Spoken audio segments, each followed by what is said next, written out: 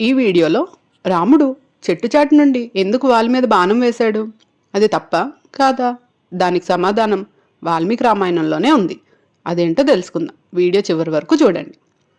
వాలి చేతిలో దెబ్బలు తిన్న సుగ్రీవుడు ఒక పెద్ద రాయి మీద కూర్చుని ఒంటి నిండా రక్తం కారిపోతుంటే తుడుచుకుంటూ ఏడుస్తూ కూర్చున్నాడు. ఆయన దగ్గరికి రామలక్ష్మణులు వచ్చారు. వారిని చూసి, ఏమయ్యా రామ, నువ్వు వాలిని సంహరిస్తా అని మాటిచ్చావు, అందుకే ధైర్యంగా యుద్ధానికి వెళ్ళా. తీరా యుద్ధానికి వెళ్ళాక ఎందుకు వాలి మీద బాణం వేయలేదు అని అడిగాడు. అప్పుడు రాముడు, నేను వాలిని చూడడం ఇదే మొదటిసారి. నువ్వు వాలి యుద్ధం చేస్తుంటే ఎవరు వాలి ఎవరు సుగ్రీవుడో నాకు అసలు అర్థమే కాలేదు. ఒకవేళ నా బాణం నీకు తగిలితే నీ ప్రాణాలకు ప్రమాదమని నేను బాణం వేయలేదు. నిన్ను వాలికన్నా వేరుగా గుర్తుపట్టాలి అంటే ఒకటే మార్గం ఉంది అని ఒక పెద్ద గజపుష్పమాల ఒకటి కట్టి సుగ్రీవుడి మెడలో వేసి, ఈ పువ్వుల మాల ఉన్నవాడు సుగ్రీవుడు, లేనివాడు వాలి అని నేను గుర్తుపెట్టుకుంటా అన్నాడు రాముడు. సరే అని మళ్ళీ ఆ మాల వేసుకుని కిష్కిందకు వెళ్ళి వాలిని యుద్ధానికి రమ్మని పిలిచాడు సుగ్రీవుడు. వాలి మళ్ళీ యుద్ధానికి గబగబా వెళ్తుంటే వాలి భార్య తార అడ్డుపడి, ఎందుకంత కంగారుగా యుద్ధానికి వెళ్తున్నావు? ఇంతకు ముందే కదా సుగ్రీవుడిని చావగొట్టి వచ్చావు. సుగ్రీవుడి మాటల్లో ఎక్కడా భయం కనిపించడం లేదు, చాలా ధైర్యం, తన వెనక ఎవరో ఉన్నారని గర్వం కనిపిస్తుంది. నీకు అర్థం కావడం లేదా? నేను గూఢచారుల ద్వారా అన్ని విషయాలు తెలుసుకుంటున్నా.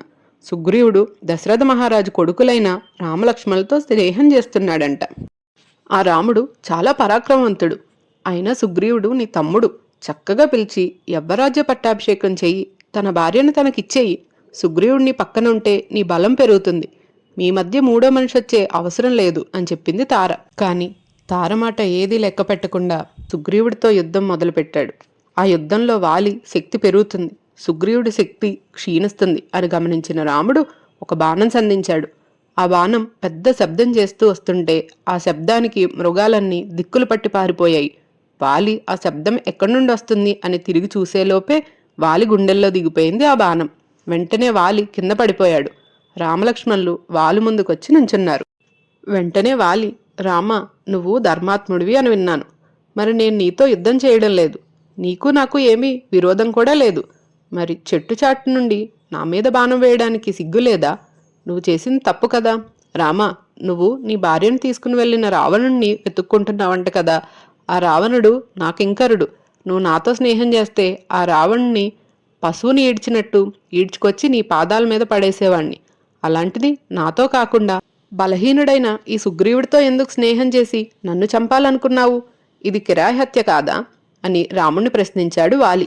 అప్పుడు రాముడు, వాలి, తమ్ముడు కొడుకుతో సమానం, ఇంకా తమ్ముని భార్య కోడలతో సమానం. అలాంటిది నువ్వు తమ్ముని భార్యని బలవంతంగా అనుభవిస్తున్నావు. నేను క్షత్రియుణ్ణి, తప్పు చేసిన వారిని శిక్షించే అధికారం నాకుంది.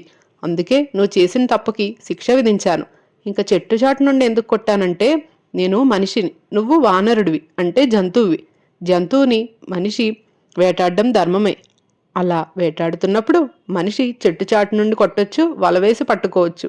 కనుక మృగమైన నిన్ను ఎలా చంపినా నాకు దోషం రాదు అన్నాడు రాముడు. ఆ మాటలు విన్న వాలి, నువ్వు చెప్పింది నిజమే రామా, నీ చేతుల్లో మరణం నాకు స్వర్గమే.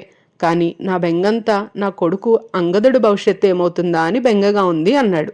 అప్పుడు రాముడు, వాలి, నువ్వు చేసిన తప్పుకి శిక్ష ఇక్కడితో పూర్తయిపోయింది. నీ కొడుకుపై సుగ్రీవుడు కాని నేను కాని కోపాన్ని చూపించము అన్నాడు. వాలిని ఆ పరిస్థితుల్లో చూసిన తార, అంగదుడు నేలపై పడి ఏడుస్తున్నారు. సుగ్రీవుడు రాముడితో, రామా, మా అన్న నాతో యుద్ధం చాలాసార్లు చేశాడు. ఇంకొక గుద్దు గుద్దితే చనిపోతా అన్నప్పుడు నన్ను వదిలేసేవాడు. కానీ నేను నీతో మా అన్నను చంపించేశా. అదెంత తప్పో ఇప్పుడు తెలుస్తుంది. నాకు రాజ్యం వద్దు రామా అన్నాడు సుగ్రీవుడు. తర్వాత ఏం జరిగిందో నెక్స్ట్ ఎపిసోడ్లో తెలుసుకుందాం. వాల్మీకి రామాయణం మొత్తం ఇలానే వినాలి అనుకుంటే ప్లీజ్ సబ్స్క్రైబ్ టు ఇతిహాస నౌ.